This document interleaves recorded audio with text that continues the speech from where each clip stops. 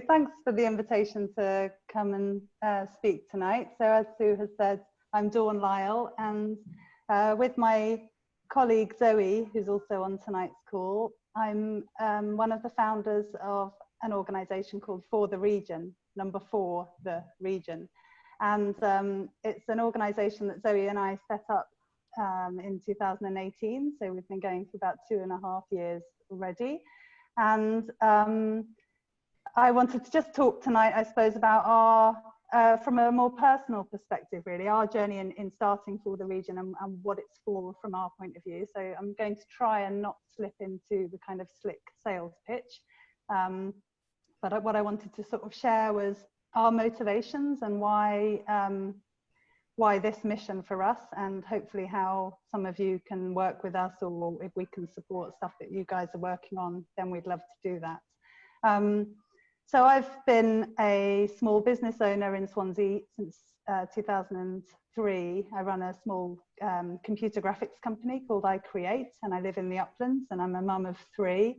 And Zoe and I had got to know each other because we were both involved in an organisation at one point called Swansea Bay Futures, which was largely a council-led organisation, and the mission of Swansea Bay Futures was to help promote the region and get people working together across Swansea Bay.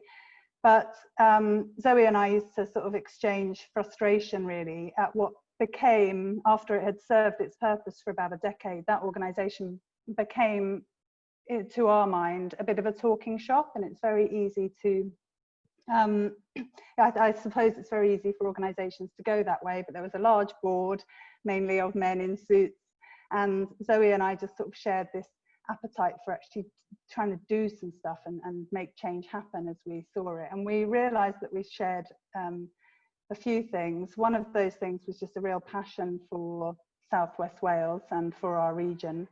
And one of the things was a real awareness of all the great stuff that's happening across South West Wales, in terms of all the people doing brilliant projects and good, exciting things happening. And at the time, I suppose we were thinking about the city deal as well, and looking at, you know, this major investment that's coming to our region, and a real determination to try and make sure that those big investments have a long-lasting economic and social benefit. And then we also just shared this frustration about people working in silos.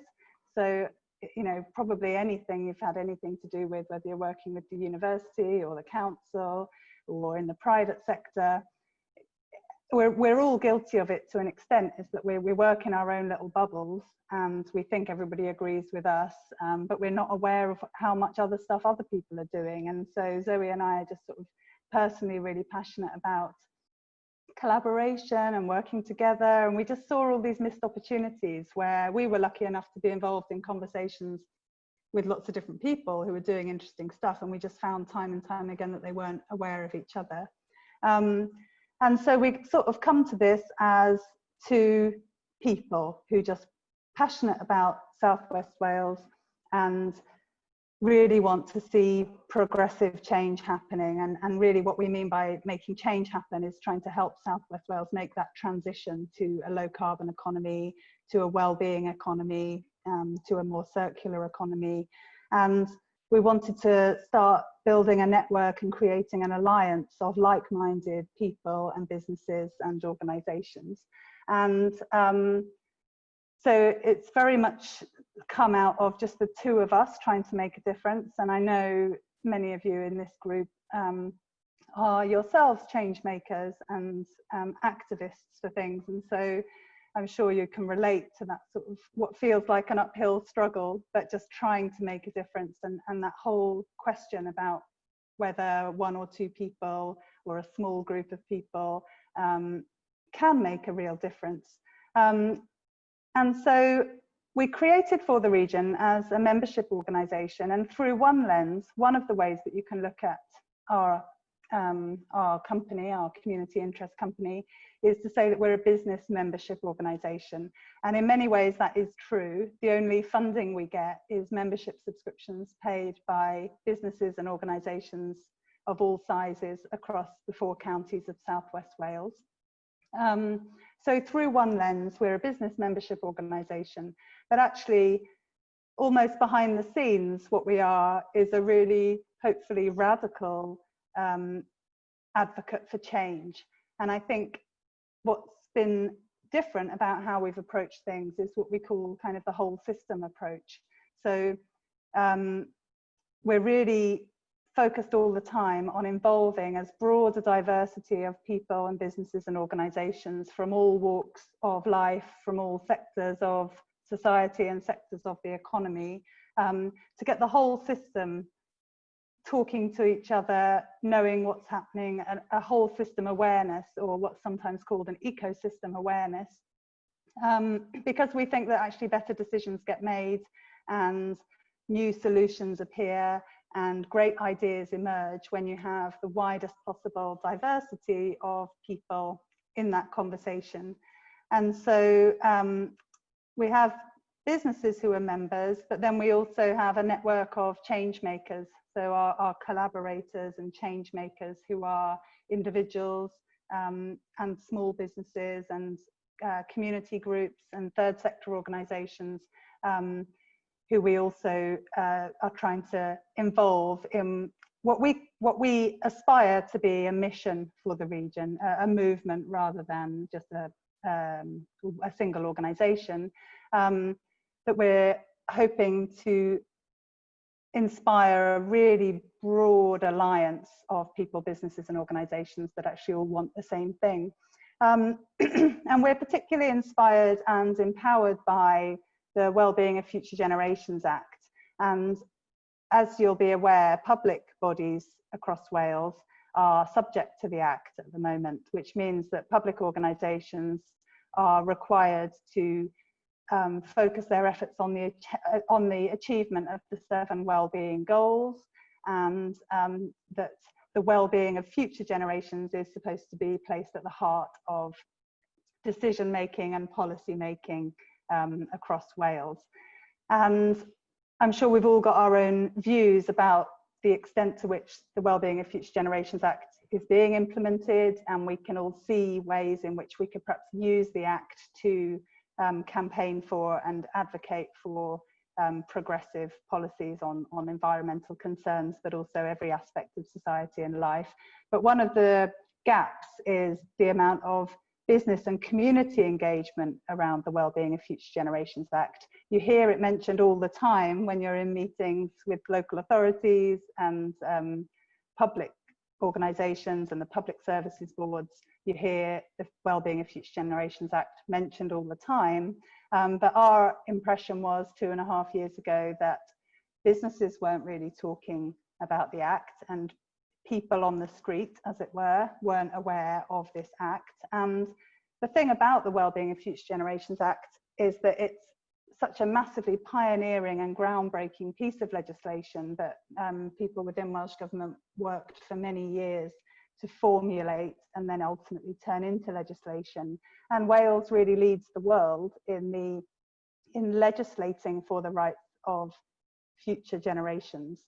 And so, of course, in many ways, it's a sustainability agenda, it's a green agenda, but it's so much more than that. Again, the Wellbeing of Future Generations Act really takes a whole system approach, seeing how everything is connected, and you can't talk about transition to a low carbon economy without also seeing how that intersects with all the other things you're trying to do to create a more equal society and a healthier society. So the intersection of all those things. So we've become, over the last 2 years, just staunch advocates for the 7 wellbeing goals. And I do think we're lucky here in Wales to have all that piece of work already done in terms of what do we want, what does success look like, and what are the goals and the visions that we're all sort of trying to work towards. I think the 7 wellbeing goals of the Wellbeing of Future Generations Act encapsulates all of that and gives us a really clear mission. But the question is, how do we make that real? How do we actually make change happen? And one of the things that's always sort of motivated me as a business owner is my belief in business as a force for good. So I'm not talking about global corporations, but I am talking about local businesses who in many ways, there's a tendency on the left of politics and maybe within the environmental movement as well, to see business as the enemy, and that it's businesses that need to change their ways, and you know, very much kind of them and us scenario. And I think what's different for the region is that we're embracing the fact that businesses are change makers, and businesses are run by people, and people care about the place they live in, and they care about the planet, and they care about what their kids' lives are going to be like in generations to come. And so what we want to do is empower and inspire businesses to be part of that change, to be thinking differently, to be looking at their impacts on the planet and on their local communities, and to be aligned with other businesses and organizations who similarly want to be a force for good in the world. And I suppose I felt that more business people need to stand up and talk about you know, the climate emergency, and talk about the well-being of the planet, and issues like equality and race equality, and these sorts of issues that many business people never do stand up and talk about those things. And our sense was that if we can build a movement which encourages businesses to be part of that positive change, rather than in opposition to businesses and profit making, then actually we can hopefully build a broad-based movement and make change happen. And we really believe that the greatest wisdom and the best solutions and the best ideas will come when you have that diversity of perspectives. So that was our sort of principle in starting out. We're not a huge organisation. We've got about 200 members, and that's a really good mix of large and small organisations. I may be able to just share my screen here, and you'll have to let me know if you can see it. But we have a number of partner organisations. We've recently managed to get the DVLA on board, and the major colleges and housing associations and universities. But we also, I probably haven't got the slide that shows all our small business members, and they range from firms of accountants to businesses in the sort of visitor economy and tourism businesses, and just really random small companies, and then some of the larger players as well, and a real broad mix. But it gives us a sort of larger following, and hopefully a larger reach, to say that some of these progressive messages around what are we doing for the well-being of future generations can reach an audience on those topics that, if you look at somebody like Federation of Small Businesses or even Business Wales, they're not pushing that agenda. So that's always been really important to us. And as we seek to grow the movement, you know, Zoe and I are not fantastic salespeople in terms of getting people to join, because actually what's more important to us is that people get involved and work with us on the things they want to see changed. But it's certainly our aspiration to build that movement. So we're really led by this idea of being on a mission for the region. You know, we're passionate about the fact that we live in such a beautiful and natural environment and such a friendly part of the world, and we just really feel like South West Wales is the best place to live in Britain, if not the world. So that's a mindset shift, because actually if you talk to a lot of people, there can be a lot of doom and gloom about you know, graveyard of ambition, and nothing ever happens here, and we've had events and meetings with young people from Gower College and other places where we held an event called Should I Stay or Should I Go for young people. And you know, one of the challenges with young people in our region is a low level of aspiration, in that sense that if they want to get on in life, perhaps they need to go and seek their careers elsewhere, and just that lack of awareness of all the amazing positive opportunities that there are in our region. We just felt that there's this real strong need for somebody to be championing those things and be really passionately saying, you know, we have it all here, we need to change our mindsets. And in the same way that we know as individuals, we need to think positively of ourselves and be compassionate, and also appreciate our own strengths and have self-confidence, and know our own values, and believe in ourselves. Our big challenge is how do you change the mindset of a region to be a region that really believes in itself and is acting in alignment with its values. So it's very sort of heart-centered, being on that mission that we're both personally really passionate about. And then this idea of being the change you want to see. So I think I've often throughout my life sort of disengaged from politics for a long time, and then became more interested in politics when I thought perhaps there was a chance that real progress could be made, but sometimes really depressed and dispirited by watching the global news, and seeing the destruction of the planet, and also just the inequality of society, and sometimes the challenges just feel so huge that myself, I sort of grapple with that sense of powerlessness.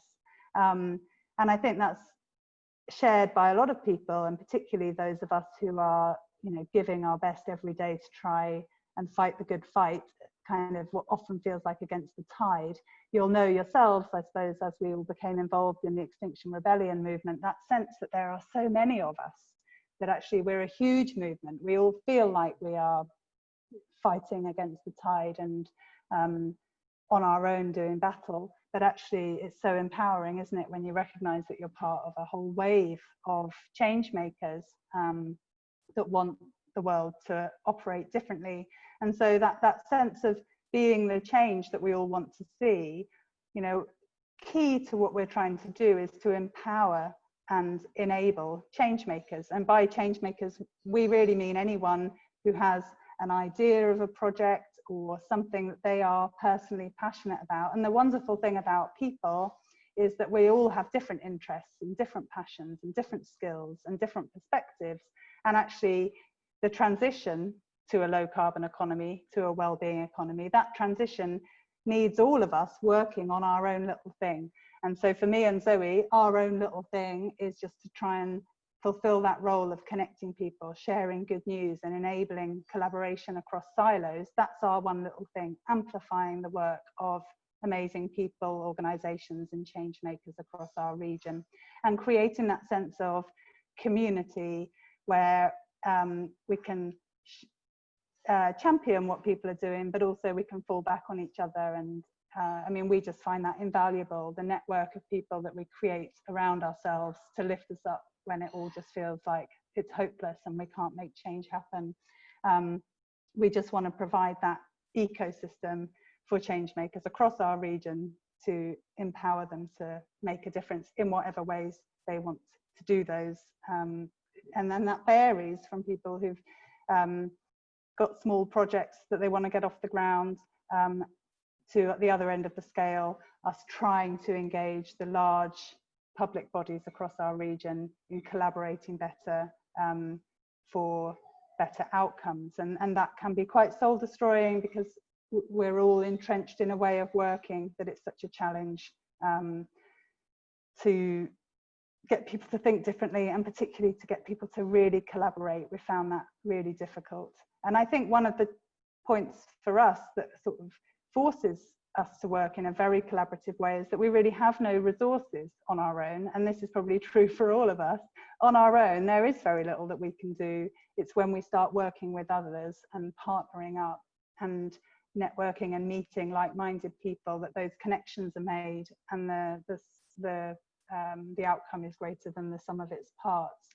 So that's a key part of what we're trying to do is empower change makers. And I can see one of the questions just popped up on the screen about how we do that. And there are a variety of ways that we try to do that, and there are lots of ways where we feel frustrated that we can't do more. But one of the ways we're empowering change makers is by leading a movement that draws people in to be part of something collective and shared for the future of our region. Another way is by using our network and our platform to introduce people to those organizations or decision makers or like-minded groups and individuals who could collaborate with them or link them into stuff that's already happening. And as I've already said, it's so often the case that someone's got a really great idea, like, oh, I want to start up a library of things or something, and then we're able to say, oh, that's great, I met this guy in Pembrokeshire at one of our recent events and he's trying to do the same thing, and have you spoken to so and so, and needs to told at council because they've got a policy around this. And it's just being that glue that can connect the dots where so often everybody's working in their own silos. And so that is empowering change makers by saying that our network is your network, and any introductions we can make or connecting of the dots, then that's what we want to do. And then, you know, I've already covered it really, but this idea of collaboration and everybody having a say, it doesn't seem that it should be radical, but as you'll know, you know, it is a radical proposal, this idea that you might have people's assemblies and that we might actually trust ordinary people to be able to make informed decisions and make judgments based on the facts. And that idea that wisdom can come from anywhere. And as many people as will say that and pay lip service to the idea of community engagement and business engagement, actually so many decisions are still made by small groups of primarily men behind closed doors, and then they're announced as top-down things that are happening. And I mean, you could argue that big investments like major regeneration projects in the city and city deal projects could all be really strengthened by much better involvement of people who, after all, actually have loads of creative ideas and new perspectives that may not previously have been brought to the table. And it's just sort of like magic sometimes when you see that happening, where you realize that actually that random person that's turned up to your meeting says something that just breaks the conversation open, and then people suddenly start sharing in a different way and thinking about something from other people's perspective. And I suppose I just feel that, you know, it is that journey that we're all going on as we're looking to change our own behavior as individuals and to influence the change of the people in our communities that we're connected with, and how we can then progress that, whether it needs to be policy or legislation at higher levels. You know, it's just that journey, isn't it, of learning from each other, thinking about things from different perspectives. Yeah, we're a community interest company. I think I've said this really, that we're really passionate about the Wellbeing of Future Generations Act, and it's that guides a lot of our work.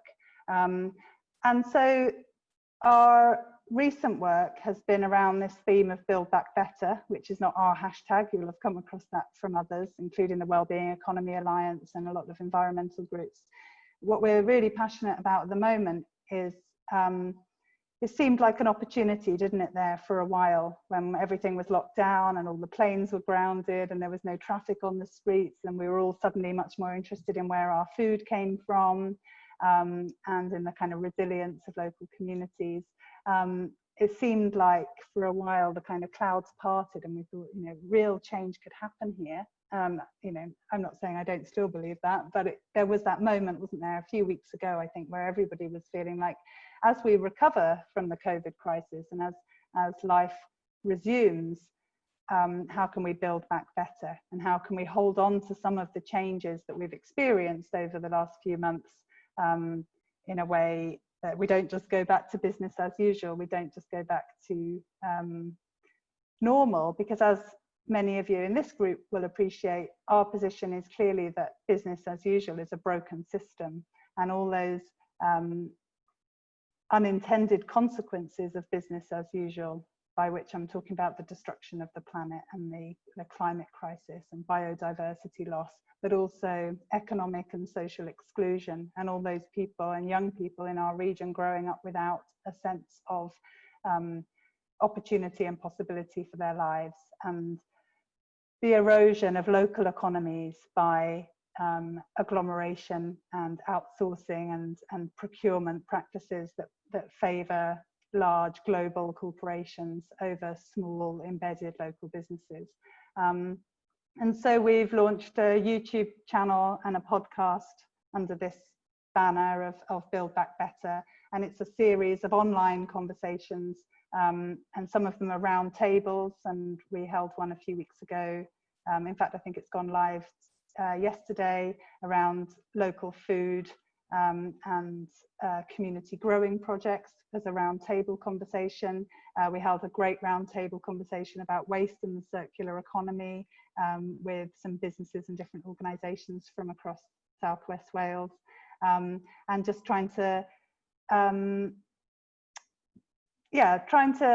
provide a platform for thought leaders on all these different themes. And we're really open to suggestions on what some of the themes that we should cover might be. But where the first couple of years of our existence was very much about running events and crowdsourcing ideas and values and wisdom, I suppose we're moving into a new stage now, which is twofold. On the one hand, as an organisation, we need to get really good at bidding for funding, because lots of great projects ideas come out of our discussions and conversations. And Zoe and I haven't got a lot of experience in this, but we've recognised that we need to get better at it, putting in funding bids to enable those community-based projects and initiatives to happen, so that we can actually start delivering on some of these great ideas that emerge. But also that key thing about thought leadership and shaping the conversation. I just think as many voices as possible, bringing people back to progressive themes and conversations. And because of the position we're in, we often find ourselves in meetings with the local authorities or with decision makers within the university. And we're proud to be that voice that reminds people about, have we thought about green infrastructure here? And have we thought about race equality? And what are we doing to ensure this is, more progressive in terms of the circular economy? And again, it's just bringing in that sort of quietly radical, shouldn't be radical, that's not the right word, but that, those sort of progressive challenges into conversations where normally those questions aren't necessarily asked. So we feel in quite a privileged position to be able to bridge that gap between the conversations we might have in a group like this, and then the board tables that we find ourselves invited to sit around, where we're able to represent those sorts of perspectives and views to some of the key decision makers. I mean, we do feel very lucky in Wales and grateful for what we consider to be, a quite progressive Welsh government, and not just with the Wellbeing of Future Generations Act, but in lots of other ways. I think we can be really grateful for having a government that says it wants what we all want. And I think the challenge for all of us is to actually show the way and figure out how to actually make change happen. And I say we're really very much on a journey with that and learning as we go. But I think one of the things that's really a helpful perspective, and it relates to what I was saying earlier on about being a small organisation, and sometimes you feel very demoralised and like slow progress on things. But Zoe and I really have like a 10-year vision, and we see this very much as a 10-year journey, and we talk about transforming the region within a decade, because actually there's that famous quote, isn't there, that we all overestimate what we can do in a year and underestimate what we can do in 10 years, or whatever the quote is exactly. But I remember one day I just sort of had that epiphany when I was looking at my business, looking at I Create, which we started in 2003, and we were just a startup with no funding, and I'd never had a single client in my life. And then to be able to look back 16 years later and say, wow, just by putting one foot in front of the other every day for a decade or more, now look where we are. We've got a business that is stable and positive and employing people, and a relative, touch wood, hopefully quite a resilient company. But that doesn't happen overnight. And if we'd looked at it after a year, we might have thought, oh, this isn't working, let's give up and go home. And so we bring that mindset to this mission. We share the frustration that some people level at us about, are you actually making change happen? But we know we're on a learning journey, and we're sort of able to sort of take that long-term perspective, that we just need to keep plugging away at these things, and times are changing, and just to try and play our part in that over time.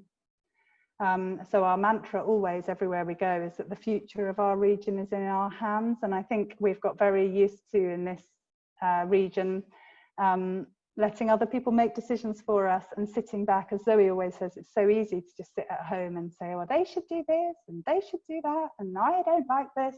And it's actually flipping that on its head and saying, what can we do as people, as communities, as businesses, as organisations, by working together? What can we do to make change happen? And always, in any meeting that you have, you'll have what we call the can't do Bob, where there are always people who feel, oh no, that's impossible, we've tried that before and it won't work, and you need to get this licensing and that planning permission. And of course, it's so easy to sit there and talk about all the reasons why change can't happen. But what we're interested in is, okay, well, what can we do? And what difference can we make? So we take what we call an appreciative inquiry approach. So appreciative inquiry is an approach based on looking for the strengths and the assets and the positives in a situation. And you can ask a question in a certain way that elicits a certain response, or you can ask that question in a way that actually encourages people to think in a more empowered way and think about the art of the possible, rather than all the reasons why it will never happen. So I'm not sure whether any more of these slides are interesting. I'll just click through here. But I'd really appreciate any questions and comments, and maybe we can just move into a bit of discussion as we go forward. But particularly what we're interested in is, I think from an XR perspective, and I've been involved over the last year or so in a small way, and I was one of the people lying on the floor outside the market when we did that die-in that day, and I was just really glad to have a nap, actually. And but we've tried to be part of a few things, and I went to one of the very early meetings, and I've been to a couple of presentations, particularly those that Jessie and Joe Kidd in particular have given. And I've had conversations with Joe about whether there's a way that we for the region can support bringing those messages from those, you know, initiation meetings to a business audience, because again, businesses wouldn't think to come necessarily to an XR. You know, they wouldn't know whether it was a safe place to be a business person or to have those conversations if you run a local business. But I've had conversations with Joe Kidd that are perhaps worth pursuing more in future about, can we bring that content and that real, you know, the content from those XR meetings. You know, people are sobbing, aren't they, with climate grief about the reality of what's happening, but it is their way of framing those conversations for a business audience, and we'd be really keen to help with that. But I'll stop talking, and I'll hand back to you, Sue or Chris, and see if anyone wants to ask me anything.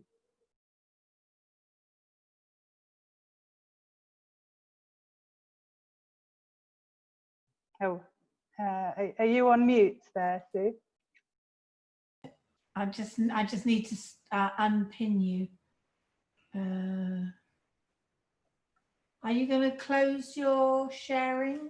Yeah, I think that's what I need to do. There we go. Now I'll put this back on gallery view. Oh, thank you, Dawn. That was really inspiring. I mean, it's always so heartening, isn't it, to hear that people who are wanting similar things in the world are in our region, and that we can work together, and to have that very positive mindset, because it's really hard when people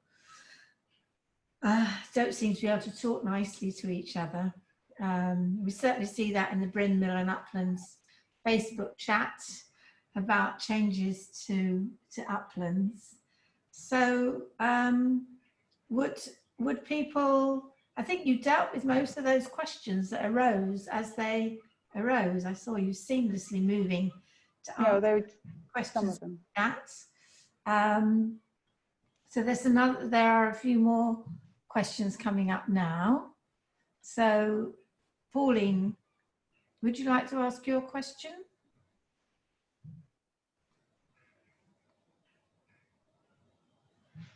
Well, it's there really. I don't know anything about the buying regional and procurement, and I'm interested to know what that involves and who's involved in it, please, because I'm very interested in it. Yeah, great. Well, this is one of our sort of real pet subjects, because we know that the huge amount of money that is spent by major public organisations across Wales, you know, we could radically transform the way businesses and society works if that money was spent in different ways. And the real frustration that we all feel when we see the wealth that we do have in this region leaking out and leaving the region. And I mean, you'll all know that, I mean, I can't think of the exact statistics, but when we spend £10 in Sainsbury's or Tesco's, you know, let's say 95% of that money just disappears straight out of the regional economy. Whereas when we spend that same £10 with a local business, the likelihood is that same money gets recirculated in our economy over and over again. And that's called community wealth building. And, you know, lots of people talk about it in lots of different ways. But the Centre for Local Economic Strategies up in Manchester did a lot of work with Preston Council about how Preston Borough Council could better spend their budgets in a way that strengthened the local economy rather than destroyed it. And so that's a really great example. They were able to make a real impact on some of the local economic indicators, and also, I suppose, community well-being indicators, by putting local sourcing and local supply chains at the heart of their policy. And so the Future Generations Commissioner talks a lot about procurement, and everybody knows that we should be keeping that spending in the region. And of course, everybody in positions of decision making and leadership positions says it too. And I genuinely think the political will is there, and we actually all want the same thing. We all want to see regional wealth staying in local communities and with regional businesses. And so then it just begs the question, why isn't that happening? Why every time we, you know, look at the news online or wherever, we see yet another story about how yet another big contract in our region has gone to yet another company that's nothing to do with our region. And so, and you know, we hear this, every small business that you talk to has an axe to grind about procurement, and how, and again, it comes back to this thought of business as a force for good. That's not a blanket assumption, but so many of our regional businesses are so passionate about the communities and the places where they are based, and they care about their staff, and they care about the families of their staff, and they care about the local communities. But if they're not able to access and win those significant regional contracts, then there's a limit to how much good they can do. So there's one of our members that you know, has loads of ideas around apprenticeships and opportunities for young people, and enabling work experience and giving back to the community. A really lovely local firm that employs local people, but can never seem to win any of the major council or public sector contracts. And there are a number of reasons for that. So the way they design those contracts often are written in a way that all but precludes small businesses from going for them. The contracts are too big, the lots are too big, they're not divided up into ways that small companies can bid. And when businesses complain about this and say that it's impossible for them to get onto these public sector frameworks, these businesses are just told to brush up on their tendering skills and attend a workshop with Business Wales to learn how to tender properly. And actually that's not the challenge. That's patronising and annoying for businesses to constantly be told that it's a skills gap on their side. Actually what it is, there's lots of different issues, but one of the things is local authorities and public bodies are so risk averse that they think it's a risk to have lots of small contractors rather than one big contractor. And again, these assumptions are based on faulty data, because if you look at what happened with Carillion and some of those big name, it's not risk-free going with these massive contracting houses either. And in terms of cost effectiveness, again, the myth that, you know, we've got to get the best value for money. But actually, again, the Wellbeing of Future Generations Act answers that question for us and tells public bodies that they must not just think about the short-term value for money, but they must look at this issue of recirculating money in our local and regional economies so that we get long-term economic and social benefit. And one of the things that we sort of lobby for and want to see is that the wellbeing goals are implemented as the scoring mechanism. So when tenders are scored, that they're actually scored against the ability of that contract to progress things towards the wellbeing goals. And there are loads of different policy ideas and suggestions that have arisen from the conversations that we've hosted about this. But again, often it just comes down to getting everybody in a room, and we had a fantastic occasion where we had procurement officers and people from local authorities talking to real people and real businesses, and it's those conversations that start to unlock new possibilities. But we must all hold it to account. We must call it out when we see it out of the region. And it's a real, sorry, I've waffled on there, but it's a real pet subject of mine because I just think it could make such a difference. Have you managed to get allies in the council that you can use, as it were? Yeah, so like I say, actually everyone says they want the same thing. So there are people in the local authority whose job it is to try and encourage more local sourcing. And we've also found good allies among organisations like the housing associations in particular. And they want to do things differently. They have a number of different projects aimed at trying to unlock this. But again, sometimes the challenge is that those are the same old thinking that led to the problems in the first place is being used to try and solve those problems. So it's bit by bit, but I think we really have to, as with all of these things around climate emergency and everything else, we need to demonstrate the how, and then we need to really showcase those success stories to share that good best practice with others. Is that all right, Pauline? Yeah, that was excellent answer. Thank you very much. Very helpful. Oh, thanks, Pauline. I just put a thing in here. When we worked, Peter and I worked with Glencoughlin Primary School, and their idea, they were working on going plastic free.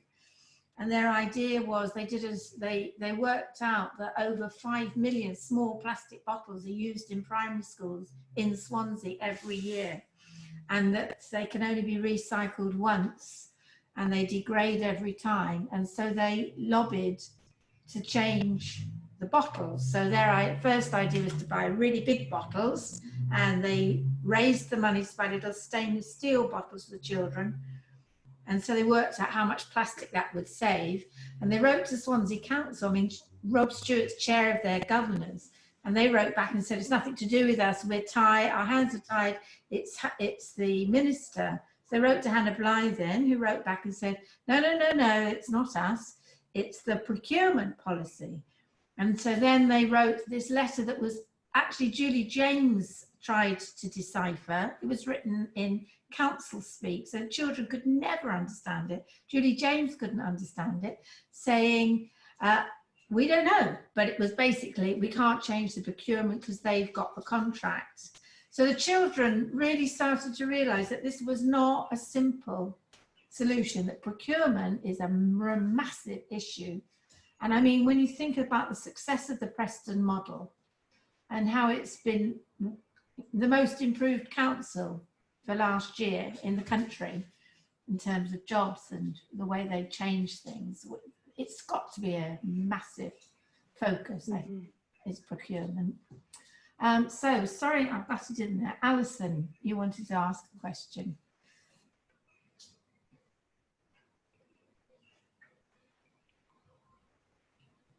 Hi, yes, just a simple question really in terms of how local businesses can get involved in the network that you've set up.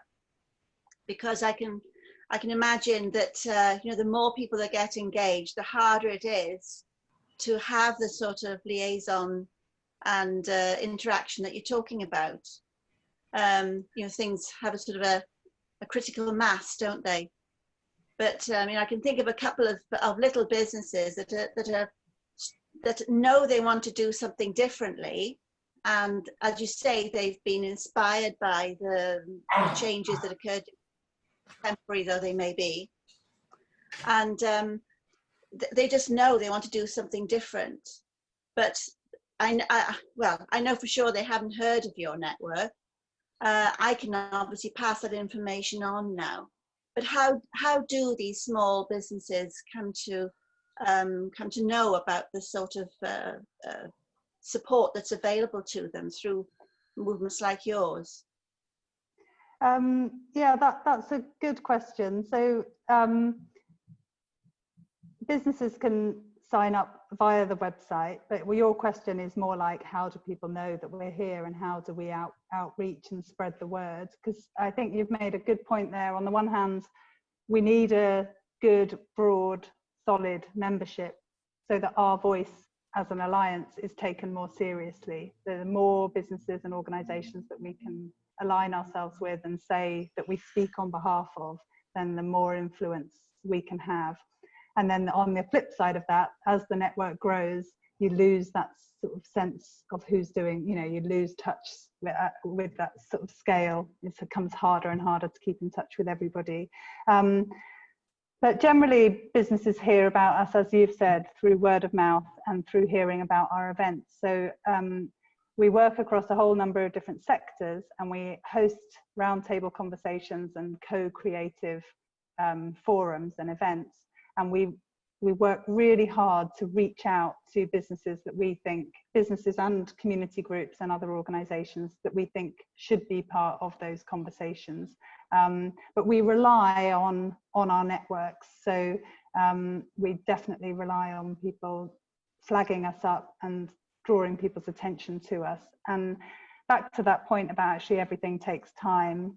When we were really new kids on the block in 2018 and no one had heard of us, fast forward just 2.5 years to today, we just hear from people all the time that they've heard us mentioned in a meeting, or so-and-so in Welsh Government was talking about you, or I saw your logo on a slide that someone else has brought up. And that's so gratifying when you feel like it's taking on a bit of a life of its own and that people are hearing about it. But we have a huge sort of social media following, and as I say, we've just launched this YouTube channel and podcast, so we're hoping that will give people more of an understanding of what we're doing. They're long form content. Some of those sort of podcast episodes are like an hour long, so I'm not suggesting that everyone will tune in and listen for an hour, but actually I know myself that when you see an organisation, you really want to understand the values and who's behind it and what it stands for. And so we're hoping that with the content that we're putting out around Build Back Better, that helps people to understand where we're coming from. But yeah, I wish we had big marketing budgets and things, but really we're just relying on like-minded people making those connections for us. Okay, thank you. Good, I'll certainly put the word out. Thank you, I'd really appreciate that. That'd be lovely. Yes.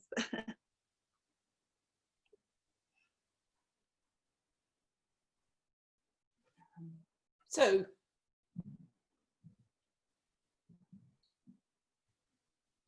sorry, I was saying, can you hear me? And I'm not unmuted. Yaz, it's you next. Yaz. Sorry.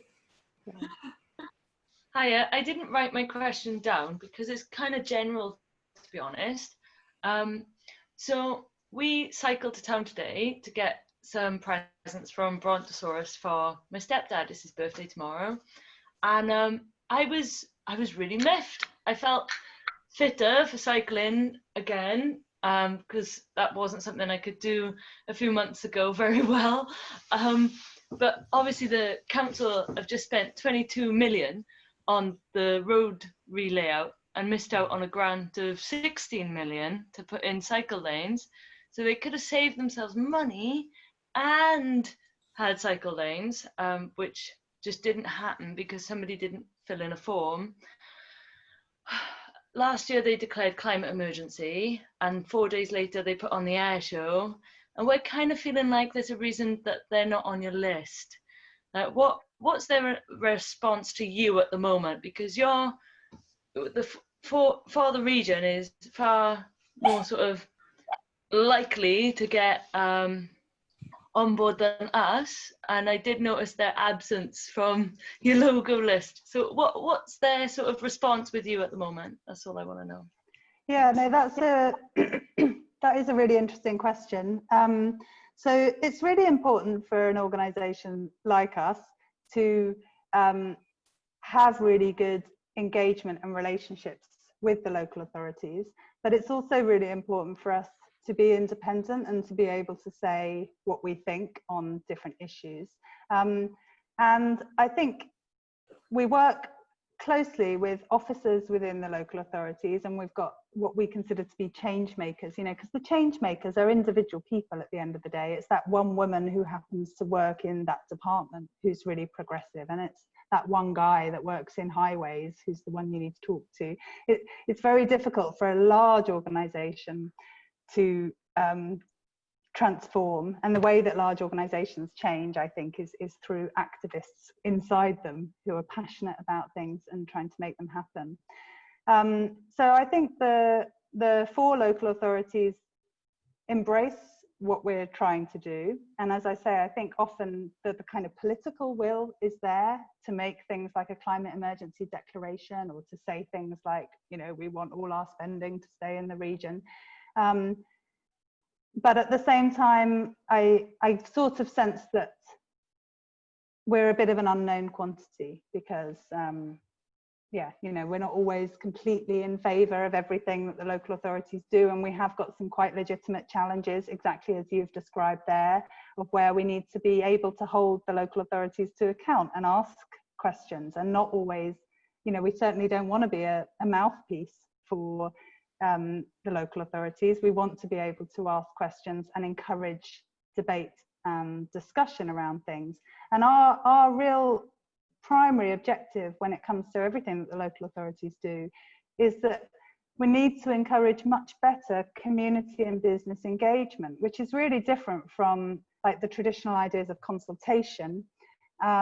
It's actually engagement, it's crowdsourcing wisdom, because if they had asked for help around cycle paths, for example, if they had thrown open the challenge and said, you know, and in fact Wheelwrights do a lot of work on this and have worked really hard to try and put forward schemes, and none of them have been taken forward. So, you know, there's a lot of people doing good stuff, but I think so often no one asks for help. So it might be that those guys within the council whose responsibility that is to make those bids for that funding, they've never had the vulnerability to say, look, we haven't quite got all this figured out, or, you know, we're in danger of missing the deadline for this, who can help? And we'd just love to, and again, it's a long-term view, and I think that relationship will build, and we're building new relationships all the time. But it's a real opportunity for us all to get involved. I think part of the opportunity that For the Region offers, because we're a regional organisation, we're actually not under the remit of any one local authority. So I'm not quite sure how to put this in a politically correct way, but one local authority can't decide whether or not we have any relevance, because we're at that sort of regional level. So you've got Welsh Government on one level, and then you've got the local authorities on another, and we're just sort of in between there. And I actually wish we could get a lot more done by engaging directly with the Welsh Government, but a lot of things like cycle paths are one of those things. They have to be bid for through the local authorities. And, you know, if I were to be arguing for some sort of change in policy there, I would make more of the Welsh Government money that's available for green infrastructure projects and transport projects available for independent groups to bid for and apply for. Obviously, everything has to be delivered in partnership, but I just think we need to empower communities and people to be able to bid for those pots of money, particularly where we see that they're going unclaimed by the local authorities. So we have good relationships with a lot of senior people, and we get good speakers at our events as well from the local authorities, but it's always just treading this line where they don't know whether to trust us or not. So if you take, for example, Swansea City Centre Conference, we try and be as collaborative as possible in that, but we want to empower everyone to talk about the future of the city centre and what we want to see, which isn't always necessarily going to be a really positive platform, although the way we try and frame a conversation is to be positive, and it's too easy to be critical.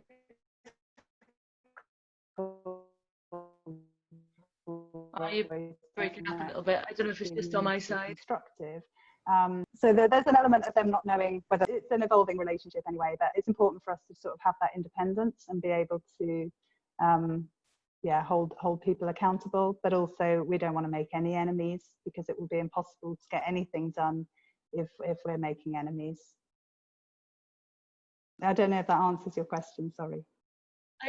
I don't know, I guess I just wanted to know whether they're just totally hostile with you, or whether they're even willing to hold a conversation with you, because it certainly seems to me, knowing what they could do and knowing what they're not doing, it's like they don't even want to try, you know. So I was just that, but your answer was very good.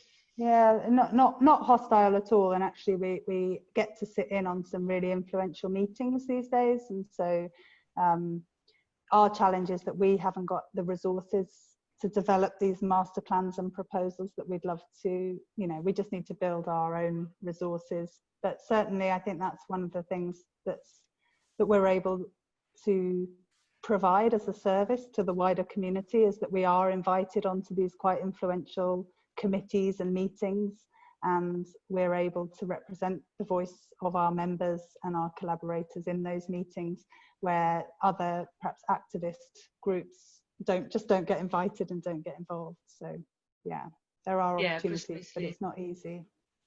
Okay, I'm very aware that we're running over time a bit now, and Rose still has a question. So if we could just go to Rose for her question.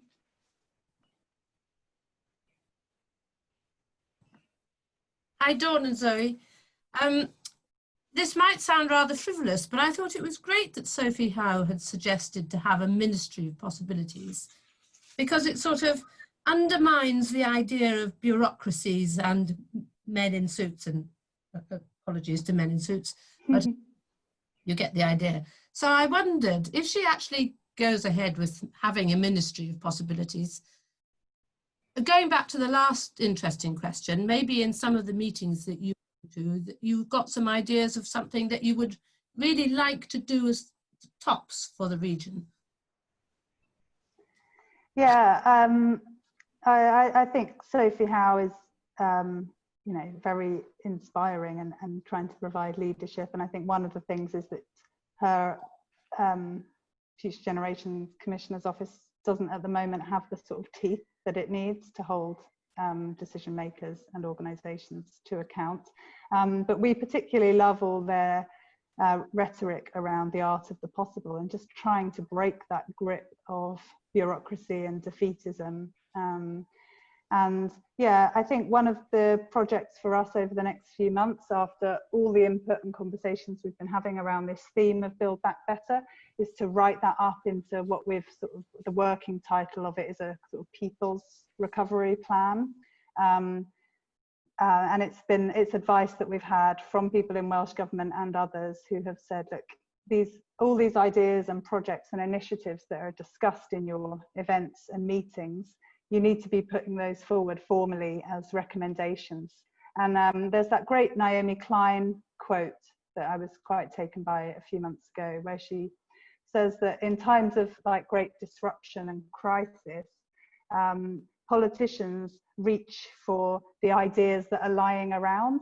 And so then the sort of logic follows that our responsibility as change makers and progressives and activists is to make sure that that good ideas are lying around for that opportune moment when the stars align and it's in the right place at the right time. So we need to definitely get better at publishing, whether it's publishing papers or publishing demands or recommendations, in a way that is palatable, where local authorities and public sector organisations feel they can take them up and make change happen. So I think that's a really good point. Great, thank you.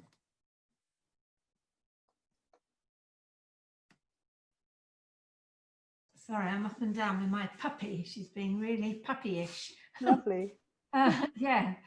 So there's I would like to ask Jessie, actually, because you put on the feed that you've been to one of these round table things. Would you like to just say what your experience of doing that is? Because I think it's easy to hear about appreciative inquiry and so on, but actually to have someone who's experienced it rather than just the person doing it would be nice. Mm-hmm. Hi, yeah, so so my involvement was because I work for Kaitan. So Kaitan is a community supported agricultural project out on the Gower, and they provide organic food to 120 households. And my role there is the education officer, and I run their sustainable schools programme. And my role there then is there's a couple of objectives with that programme, is to sort of link young people back with their food and the land. It's also there to sort of inspire young people into that sort of line of employment, and it increasingly becomes a link into the impact of what we eat and where it comes from, and it very, very, very quickly in all the sessions that I do now, and these are primary school children aged 6 to 10, very quickly we talk about climate breakdown. Like they know it, they talk about it. When we begin to talk about food miles, we run these little sessions. I've only worked for them for 1 year, so unfortunately the second year I'm furloughed. But in the first year I was, as much as I'm a big XR activist and talk about it a lot, I was very nervous of involving it within my job, where actually they're very supportive, but actually bringing it up, and it came up very organically. Children are talking about it. Yes, anyway, so but my involvement for the region then, so was it last week or 2 weeks ago? I have no track of time anymore. Myself and Tom from Kaitan, who is the director and the main grower, linked in with 4 or 5 other people, and there was a young man from Pembrokeshire, so it was wider than Swansea, which was really interesting. And it was just talking about the resilience of community supported agricultural food systems, or that's what we brought to the table. Talked about local growing and about how we could really, at how many different levels that we really need to look at food growing. Obviously I come at it as a sort of an educational level, but we're talked about the new project in Uplands and Bryn Mill, sort of the Room to Grow project, which I'm also involved in as well. So we're looking at local levels, and I can see that obviously next week, Chris, you were saying that there's going to be a talk by Jules. So thank you for flagging that up, and I really look forward to seeing if I can get into on that as well. But just, yeah, it was really lovely just to, if anything, I would say, like, lots of people within that group knew each other. It was a small group, wasn't it, Dawn? Yeah, that was a round table of, as you say, 6 or 8. And the challenge we've got, because we're all based in Swansea, is to make sure that we have a regional representation. And then I think the challenge is, what do we do when we sit around a table and we all come up with these lists of priorities?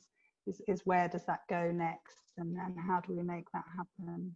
Yeah, and I thought it was really interesting and really helpful, and I think it's great to make those connections, or often reconnect. I find, there are things that are going on that you know about, and it's just really helpful to go, oh yes, yes, brilliant, and I've already seen that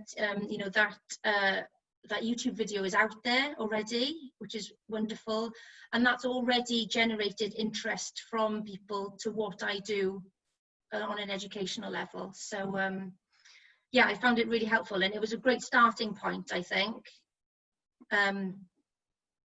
Just where we go next with our, you know, our food resilient systems. Oh, thanks, Jessie. It's nice to hear it when you've experienced it. And, I mean, and thanks for flagging up next week. I've heard Jules and Bob speak before, and they are incredibly knowledgeable about the impact of climate change on our food supplies. And facing the biggest challenge that we face is not rising seas or any of the other things that are, you know, flooding and fires and so on, but it's actually famine, because climate change is going to have its biggest impact on food production. And their talk is really really informative, so yeah, do come to that. So Rose, you did have another question, and that, I think we'll have to make that the last one, unless anyone else has got another question they'd like to ask. Did I have another question? Who was that? Rose. Yeah, you did. You said, where does your money come from? Oh no, that was Pauline. Sorry, it was Pauline, not Rose. Sorry, I got confused there.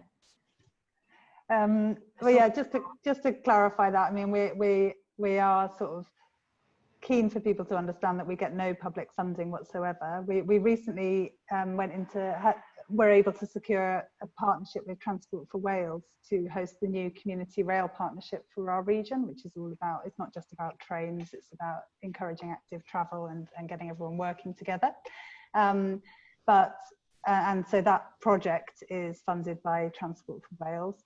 But for our core funding, it's just me and Zoe, funded by our membership subscriptions. And obviously, if we hold big events like the City Centre Conference, the Wellbeing of Future Generations Conference, Empowering Future Generations, then we sell exhibition space and we get sponsors for those events. And so that keeps a bit of money coming in.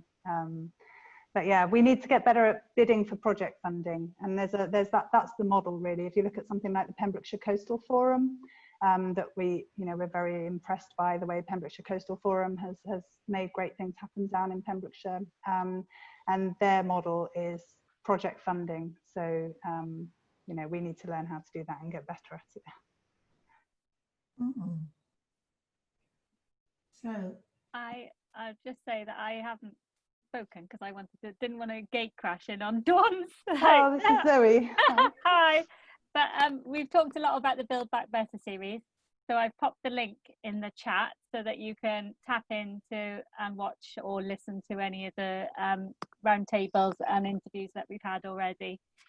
You'll be able to see the one that Jessie was in. It was launched yesterday, and another interesting one for Extinction Rebellion might be the first one, which we held, was around circular economy and waste, and there was some really interesting discussions there and some really interesting companies locally that deal with plastic and how they deal with that, and there might be some opportunities coming up, but it's about starting to have those conversations and understanding what's here already in the region. It opens up lots more conversations. So yeah, tap in, subscribe and enjoy. Oh, I think if nobody's got any more questions, interesting that Margot said that Ceredigion has done a citizens' assembly around food safety. I'm assuming that doesn't mean E. coli. It actually means having enough food to eat. Is that right? Yes, having enough food to eat. I've been following a very interesting activist from Ceredigion for a while, and she had a citizens' assembly, and they got members of the National Farmers Union involved and local food businesses, and it seems as though some really good stuff has come out of that. And I've recently heard about a South Devon group that's activist around environment that is regional like you are. And I'll send you some information about that. Brilliant. Thanks for that information, Margot. It's great when you hear that's happening somewhere. I hadn't heard that. Okay. Okay, right. Well, I think it's time to come to an end. Thank you, Zoe, and thank you, Dawn. It's been really interesting. I've really enjoyed listening to it. And it's another way that we can build community together, which is so important, isn't it? Yeah, and please, I would just encourage all of you to keep us posted on projects and initiatives and things that you guys are all involved in, because the more we know of what you guys are all up to, the more we can spread the word and amplify that and share the best practice and the good ideas. So keep us posted, that'd be great. Yeah, thank you.